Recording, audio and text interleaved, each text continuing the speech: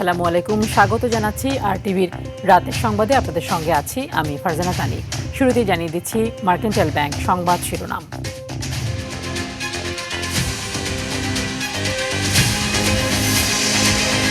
আঞ্চলিক নিরাপত্তা, অন্য দেশের সঙ্গে বাংলাদেশের সম্পর্কে উদ্বেগ নেই।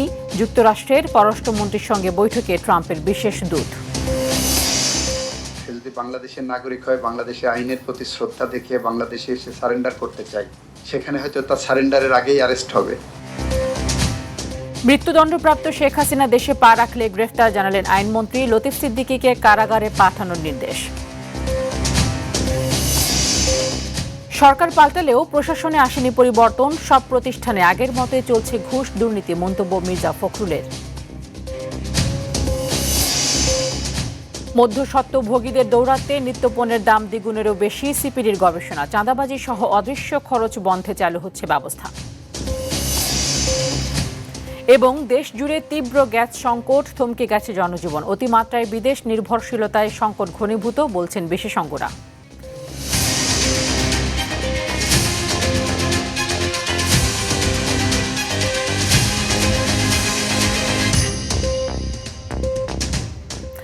দর্শক, শুনছিলেন মার্কেন্টাইল ব্যাংক সংবাদ শিরোনাম। চলে যাচ্ছি বিস্তারিত খবরে।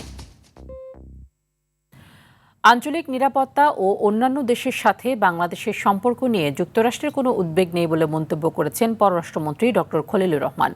সন্ধ্যায় যুক্তরাষ্ট্রের দক্ষিণ ও মধ্য এশিয়া বিষয়ক বিশেষ দূত সার্জিও গরের সাথে বৈঠক শেষে সাংবাদিকদের এক প্রশ্নের জবাবে এই মন্তব্য করেন তিনি। যুক্তরাষ্ট্রের সাথে সুসম্পর্ক রয়েছে উল্লেখ করে বলেন, এই সম্পর্ক আরও এগিয়ে নেওয়ার ব্যাপারে ইতিবাচক আলোচনা হয়েছে। এছাড়া বাণিজ্য, বিনিয়োগ, জ্বালানি ও অভিবাসন বিষয়ে আলোচনা হয়েছে বলেও জানান পররাষ্ট্রমন্ত্রী। এ সময় রোহিঙ্গা শরণার্থীদের জন্য যুক্তরাষ্ট্রের সাহায্য অব্যাহত থাকবে বলে আশাবাদ ব্যক্ত করেন তিনি।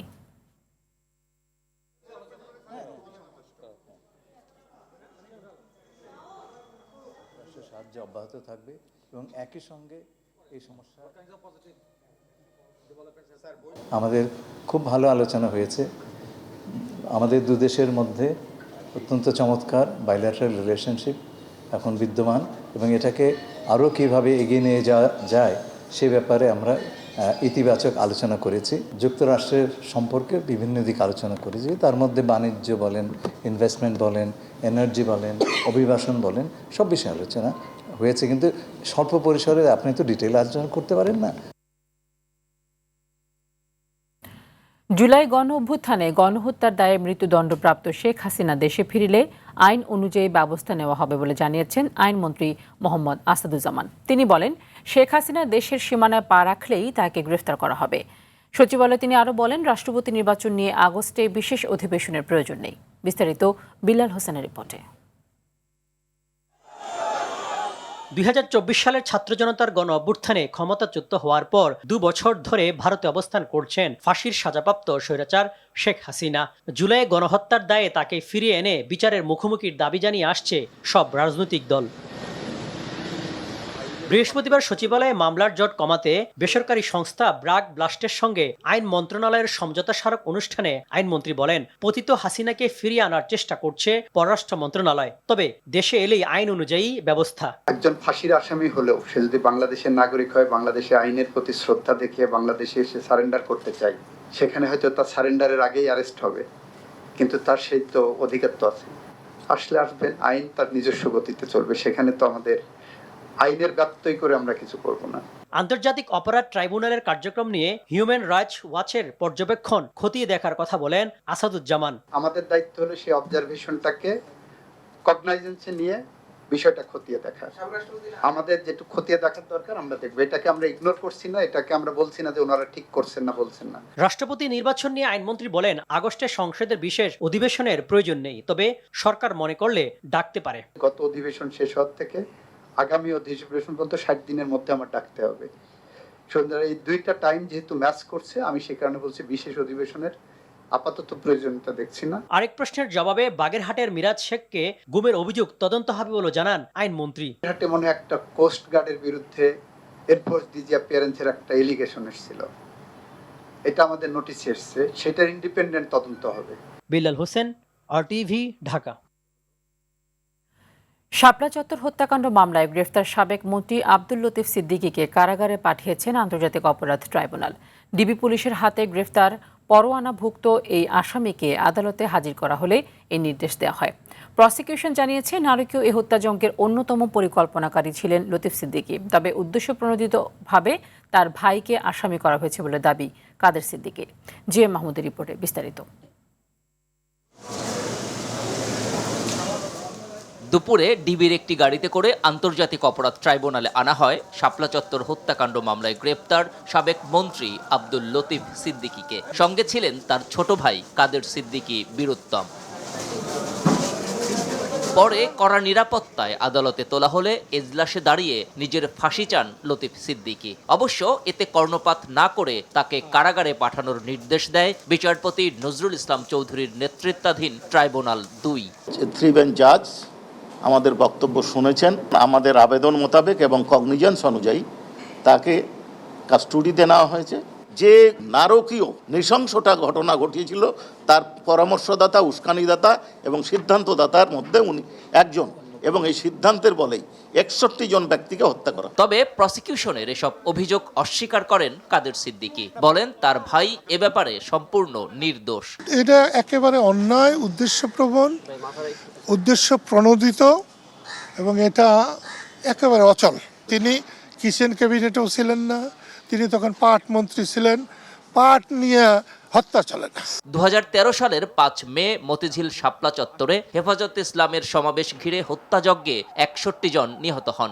এই ঘটনায় ক্ষমতাচ্যুত প্রধানমন্ত্রী শেখ হাসিনা সহ 41 জনকে আসামি করে বিচার চলছে ট্রাইব্যুনালে। এ মামলাতেই বুধবার গ্রেপ্তার হন লতিফ সিদ্দিকী। GM Mahmud, RTV, Dhaka. সরকার পরিবর্তন হলেও প্রশাসনের পুরনো সংস্কৃতি বহাল রয়েছে বলে আক্ষেপ করেছেন স্থানীয় সরকার মন্ত্রী মির্জা ফখরুল ইসলাম আলমগীর। তিনি বলেন, বিএনপি সরকার দায়িত্ব নেওয়ার 5 মাসেও রাষ্ট্র প্রশাসনে কোনো পরিবর্তন আসেনি। সব প্রতিষ্ঠানে আগের মতোই ঘুষ দুর্নীতি চলছে। জানান, ভোল পাল্টে যারা জুলাই যোদ্ধা সেজেছে তারাই এসব অপকর্মে লিপ্ত। আরও জানাচ্ছেন রুদ্র রফিক।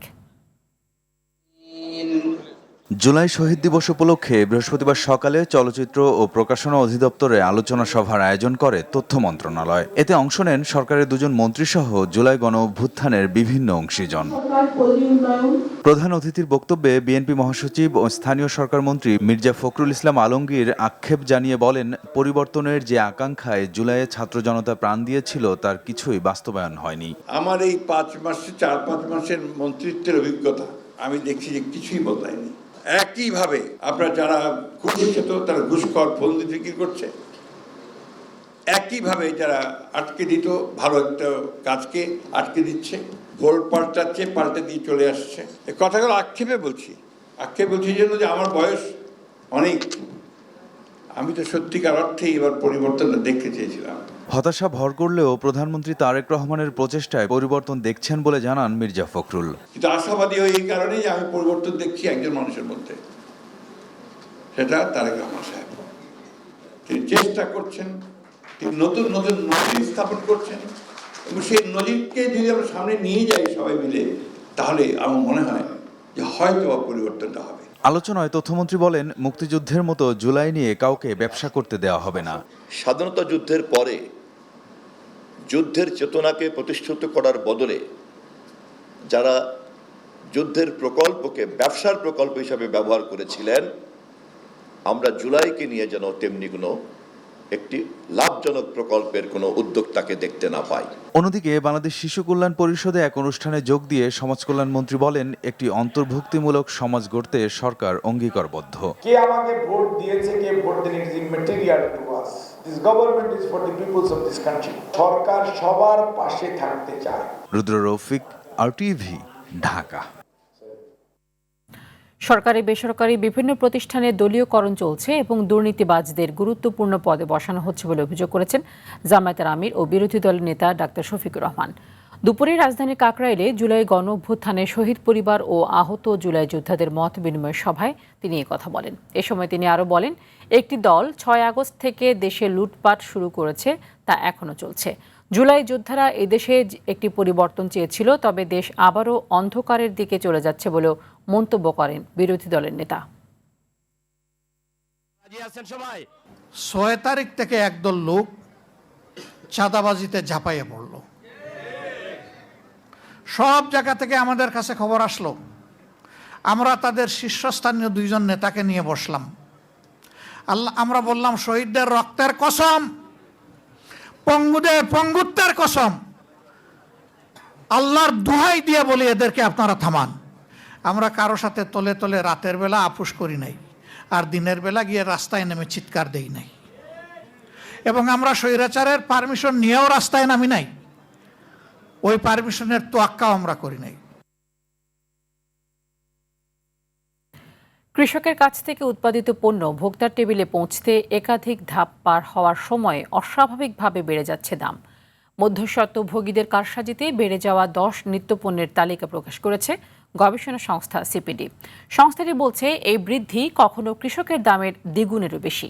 এদিকে পণ্য পরিবহনে চাঁদাবাজি ও অদৃশ্য খরচ কমাতে সরকার কয়েকটি গুরুত্বপূর্ণ খাদ্যপণ্যে ট্রেসেবিলিটি ব্যবস্থা চালু করতে যাচ্ছে বলে জানিয়েছেন দেশের বাণিজ্যমন্ত্রী।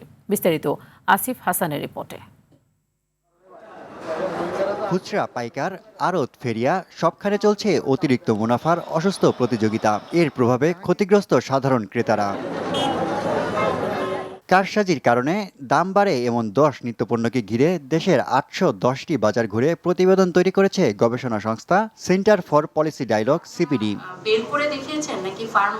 যেখানে মাছ, মাংস, ডিম সহ নিত্যপণ্যের দাম বাড়ানোর কারসাজির কথা উঠে আসে। সিন্ডিকেট বলে যে ব্যাখ্যাটা আসছে সেটা হলো, কালকে যা ছিল আজকে তো উৎপাদন খরচ বেড়ে যায় না, আজকে তো আমদানি খরচ বেড়ে যায় না। কিন্তু মার্কেট ইকোনমি বলছে যে সাপ্লাই এবং ডিমান্ডের যদি মিসম্যাচ হয়, তাহলে এই অপরচুনিটি হয় সাপ্লাই নেবে নয় ডিমান্ডার নেবে। বলছে এই স্টাডিতে ওই কনসেন্ট্রেশনের, তারপরে সিন্ডিকেশনের প্রত্যেকটা কিন্তু আপনার মেসেজ আছে, এগুলো প্রত্যেকটা নিতে হবে। আলোচনায় বাণিজ্যমন্ত্রী বলেন, উৎপাদনের পরিকল্পনায় তথ্যের ঘাটতি রয়েছে। প্রতি বছরই কিছু পণ্যে ঘাটতি হয় এবং অতিরিক্ত পণ্য উৎপাদন হয় বলে জানান তিনি।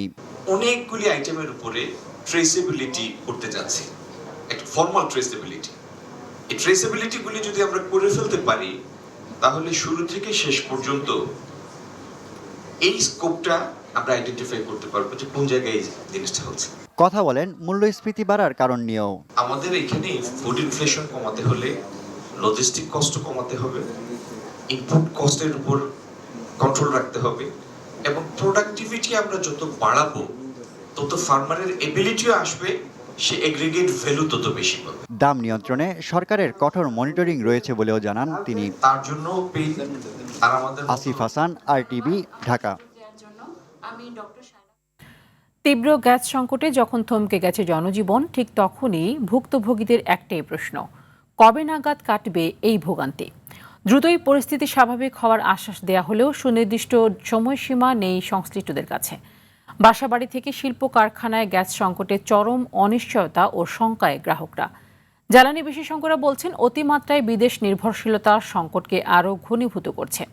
এলএনজি টার্মিনালের কারিগরি ত্রুটির বিষয়টিকে সরকারকে নিবিড়ভাবে তদারকি করারও তাগিদ তাঁদের। সর্দার রাজীবের রিপোর্টে বিস্তারিত।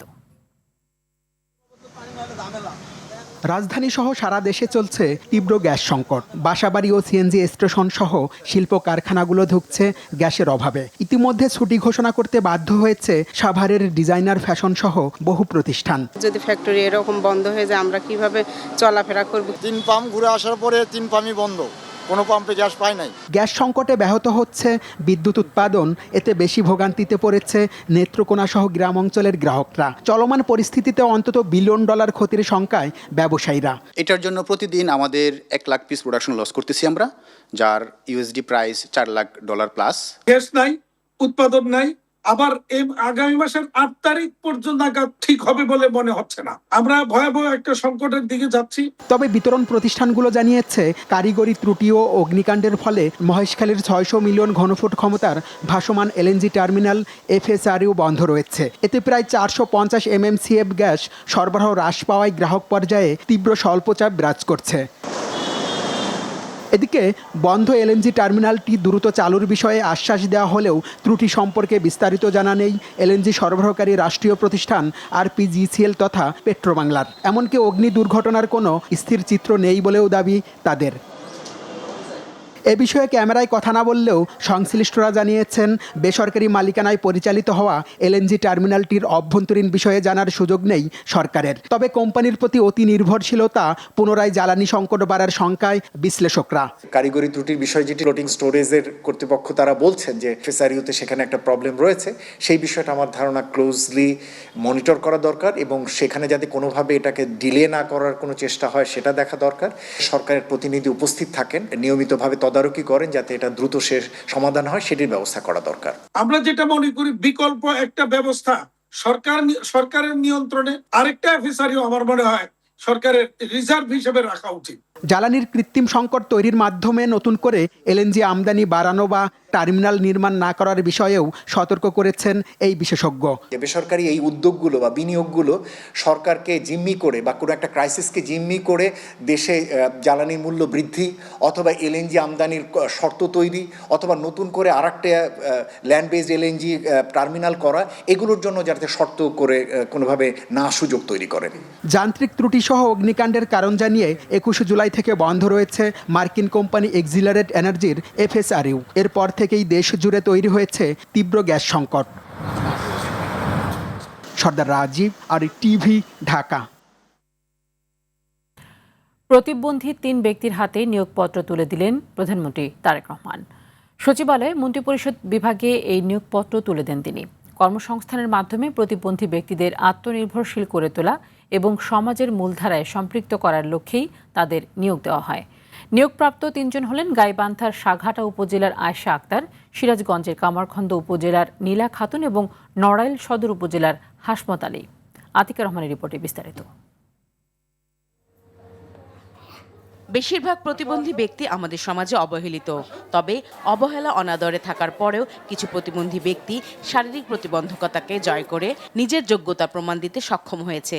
এমনই 3 প্রতিবন্ধীকে চাকরি দিয়ে দৃষ্টান্ত তৈরি করলেন প্রধানমন্ত্রী তারেক রহমান। সচিবালয়ে প্রধানমন্ত্রী 3 জন প্রতিবন্ধী ব্যক্তির হাতে নিয়োগপত্র তুলে দিয়েছেন। কর্মসংস্থানের মাধ্যমে প্রতিবন্ধী ব্যক্তিদের আত্মনির্ভরশীল করে গড়ে তোলা এবং সমাজের মূলধারায় সম্পৃক্ত করার লক্ষ্যেই তাদের নিয়োগ দেওয়া হয়। প্রধানমন্ত্রীর কাছ থেকে সরাসরি নিয়োগপত্র পেয়ে তারা উচ্ছ্বাস প্রকাশ করেন।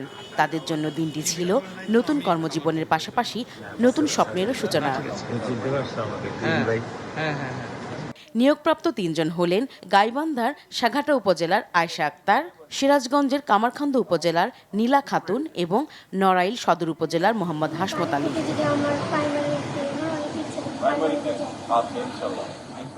আয়েশা আক্তার ও নীলা খাতুন দুজনই শারীরিক প্রতিবন্ধী। জন্ম থেকেই 2 হাত না থাকা নীলা খাতুন পা দিয়ে লিখে স্নাতকোত্তর সম্পন্ন করেছেন। তাকে রাজধানীর মিরপুর জাতীয় প্রতিবন্ধী উন্নয়ন ফাউন্ডেশনে শিক্ষক পদে নিয়োগ দেওয়া হয়েছে। আয়েশা আক্তারও পা দিয়ে লিখে স্নাতকোত্তর সম্পন্ন করেন। হাত না থাকায় মুখ দিয়ে নিয়োগপত্র গ্রহণ করেন তিনি।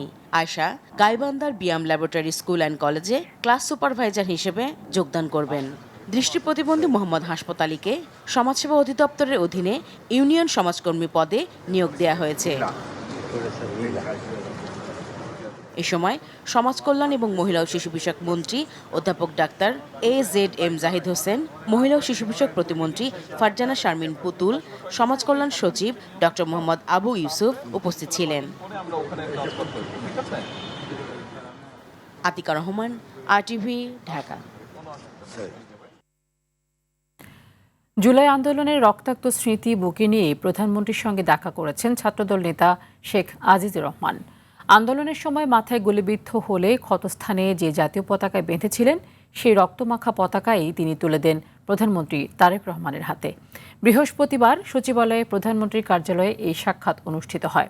সরকারি বাংলা কলেজের সমাজকর্ম বিভাগের 2য় বর্ষের শিক্ষার্থী ও কলেজ ছাত্রদলের আহ্বায়ক কমিটির সদস্য শেখ আজিজুর রহমান জুলাই আন্দোলনে পুলিশের গুলিতে গুরুতর আহত হন। তার মাথায় গুলির ক্ষতচিহ্ন এবং শরীরের বিভিন্ন স্থানে 36টি বুলেটের স্প্লিন্টারের চিহ্ন এখনও সেই দিনের নির্মম ঘটনার সাক্ষ্য বহন করছে।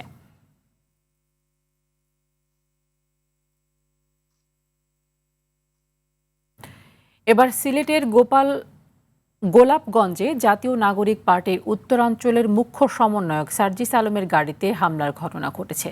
বৃহস্পতিবার বেলা 2:45টার দিকে গোলাপগঞ্জ উপজেলা পরিষদ গেট সংলগ্ন নূর মেনশনের সামনে এই হামলার ঘটনা ঘটে। তবে এতে তাৎক্ষণিকভাবে কেউ আহত হওয়ার খবর পাওয়া যায়নি। গোলাপগঞ্জ উপজেলা অডিটোরিয়ামে স্থানীয় শহীদ পরিবারের সদস্যদের সঙ্গে মত বিনিময় সভায় অংশ নেন সার্জিস আলম সহ এনসিপি নেতারা।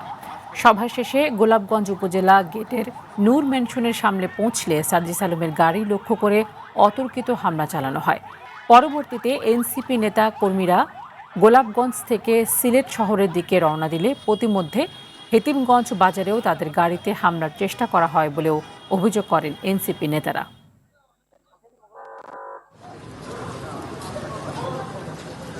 স্বৈরাচারের যে পূর্ববর্তী আমল, যেটা দ্বারা তারাও জুলুমের শিকার, সেটার পুনরাবৃত্তি না করতে চায়, তাহলে ছাত্রদল যেভাবে ধীরে ধীরে সন্ত্রাসী কায়দায় তাদের কার্যক্রম পরিচালনা শুরু করেছে এবং সন্ত্রাসী সংগঠন হওয়ার পথে পা বাড়াচ্ছে, এটাতে জনাব তারেক রহমানকে লাগাম টানতে হবে।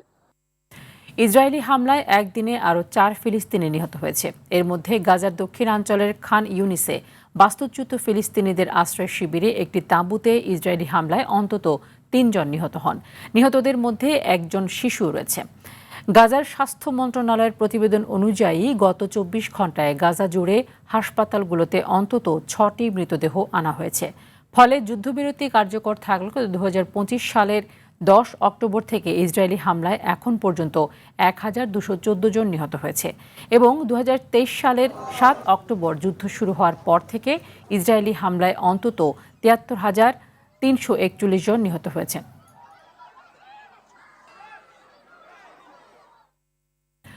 যুক্তরাষ্ট্রের 3টি F-35 যুদ্ধবিমান সম্পূর্ণ ধ্বংসের দাবি করেছে ইরান। জর্ডানের আল আজরাক বিমান ঘাঁটিতে চালানো ক্ষেপণাস্ত্র হামলায় এই 3টি বিমান সম্পূর্ণ ধ্বংস হওয়া সহ আরও 3টি বিমান গুরুতর ক্ষতিগ্রস্ত হয়েছে।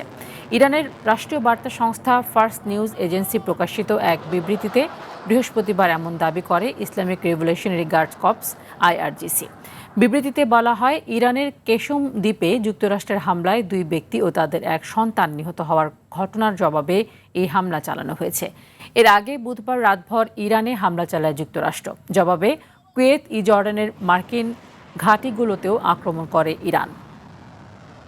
23 বছর পর অস্ট্রেলিয়ায় সাদা পোশাকে সিরিজ খেলতে যাওয়ার সুযোগকে বড় প্রাপ্তি হিসেবে দেখছেন অধিনায়ক নাজমুল হোসেন শান্ত। বড় কোনো প্রত্যাশা নয়, অস্ট্রেলিয়া থেকে সম্মান নিয়ে ফিরতে চান টাইগার ক্যাপ্টেন। তবে অস্ট্রেলিয়ার কন্ডিশন, ভেন্যু ও উইকেট নিয়ে ধারণা না থাকায় কিছুটা চিন্তিত টিম ম্যানেজমেন্ট। দেশ ছাড়ার আগে প্রস্তুতিতে ঘাটতির আক্ষেপ ঝরে পড়ল শান্তর কণ্ঠে। বিস্তারিত মাহফুজুল ইসলামের রিপোর্টে। অস্ট্রেলিয়া সিরিজ নিয়ে আপনারা কি এক্সপেক্ট করতেছেন যে আমরা আমাদের টিম কেমন করবে, তো আপনাদের মানে এক্সপেকটেশনটা একটু আপনাদের কাছে শুনবো দু একজন প্লিজ। ভালো খেলা, এই উত্তর আমি দিলে পছন্দ হতো। পুরো সংবাদ সম্মেলনের সব প্রশ্নের উত্তর ওই 3 বাক্যেই বুঝিয়ে দিলেন শান্ত। মজার ছলে করা শান্তর এমন প্রশ্নের কারণ বোঝা গেল পরের উত্তরেই।